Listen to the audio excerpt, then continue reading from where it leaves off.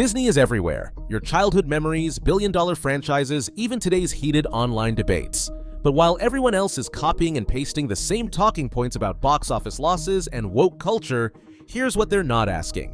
What if Disney wants us to believe they're failing?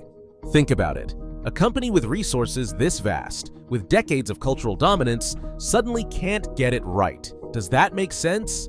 Or is there something deeper happening? A strategy so bold, so controversial, that it's designed to make everyone, including you, a pawn in their game? Let's start by looking at Rachel Zegler, the star of Disney's upcoming Snow White. Her comments about the original 1937 film being outdated didn't just cause backlash, it broke the internet. But here's something you probably haven't heard. A Disney employee claims Zegler's comments were scripted. According to them, every word was designed to spark outrage, and outrage drives engagement. Could this be true? And if so, what else is Disney orchestrating behind the scenes? Let's dive in. When Halle Bailey was cast as Ariel in The Little Mermaid, the internet exploded. From hashtags to heated debates, everyone had an opinion. But here's the kicker. What if Disney knew this would happen? One Hollywood insider reportedly said, "The casting was perfect. Perfect for headlines, perfect for controversy, and perfect for staying in the conversation." Think about it. For months, the controversy wasn't just about the movie. It was about Disney itself. Every tweet, every viral video, every passionate argument kept Disney's name trending. Did anyone stop to wonder why a film's casting choice became bigger news than the film itself? But here's where it gets even more interesting. A leaked internal memo allegedly outlined a strategy called cultural conflict marketing. It stated, "Division sells. Outrage spreads faster than applause." Every word was designed to spark outrage, and outrage drives engagement. If this is true, Disney isn't just navigating controversy, they're creating it. They've turned outrage into their most powerful marketing tool. But is this sustainable, or will audiences eventually see through it? By now, you've heard about Disney's recent box office struggles. Lightyear bombed, Strange World disappeared without a trace, and even the heavily promoted The Little Mermaid barely broke even. Together, these losses add up to nearly $1 billion. But here's the part no one's talking about. What if Disney doesn't care?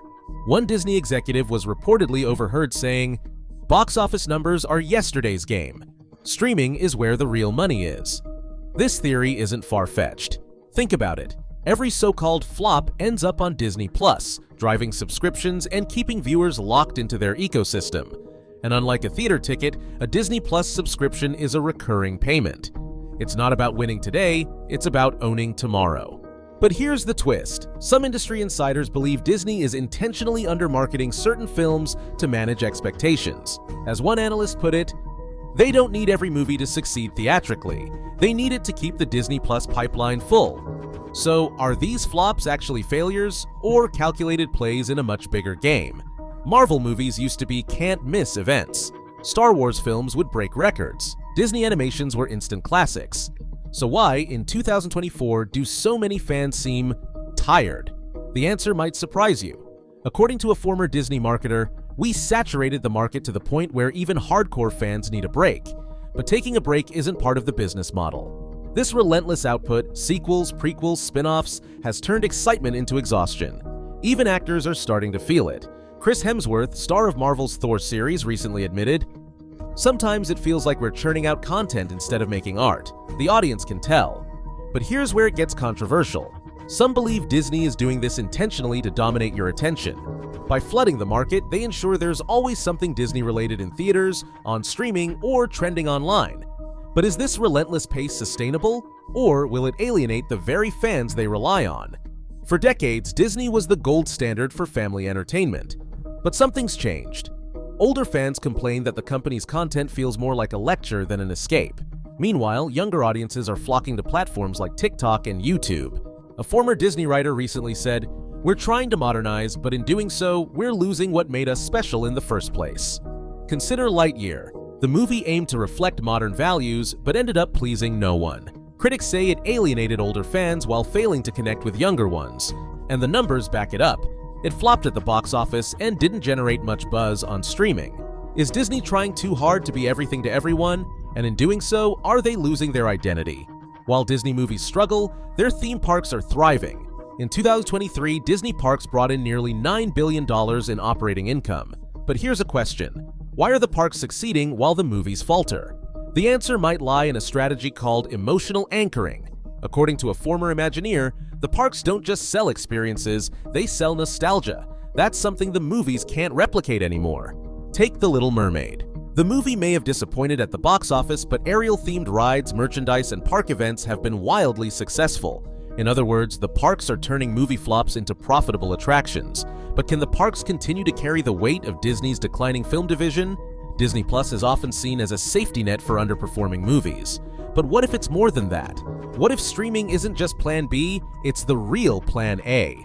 One former Disney executive reportedly said, "Theaters are a dying business. Streaming is the future, and we're building the biggest library on the planet." This strategy explains why even box office bombs like Lightyear and Strange World find second lives on Disney Plus. And it's not just about movies. Exclusive series like The Mandalorian keep fans subscribed month after month.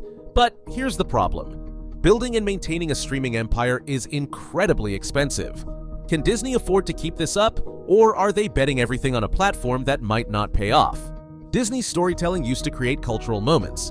Films like Aladdin and The Lion King weren't just movies, they were generational events.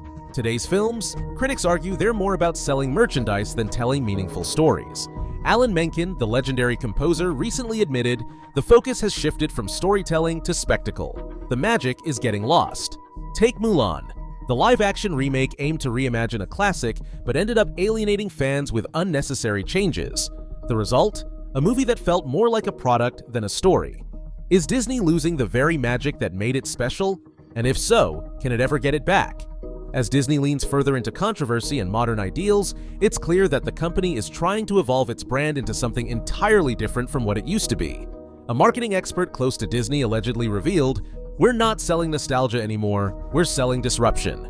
This might explain why characters like Snow White and Ariel are being reimagined in ways that deliberately provoke debate.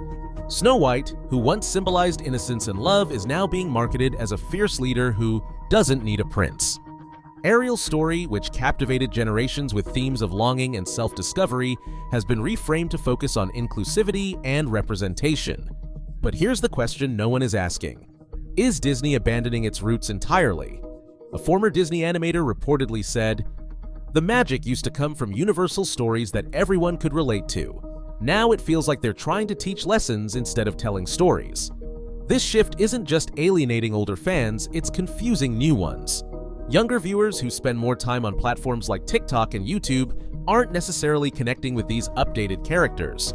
Many of them aren't watching Disney movies at all, choosing instead to engage with content creators, anime, and gaming culture. The risks of this identity shift are enormous.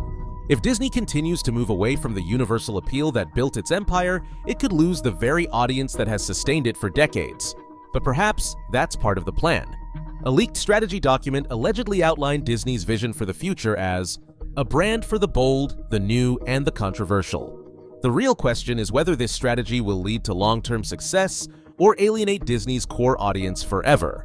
While Disney experiments with controversy and reinvention, its competitors are quietly gaining ground.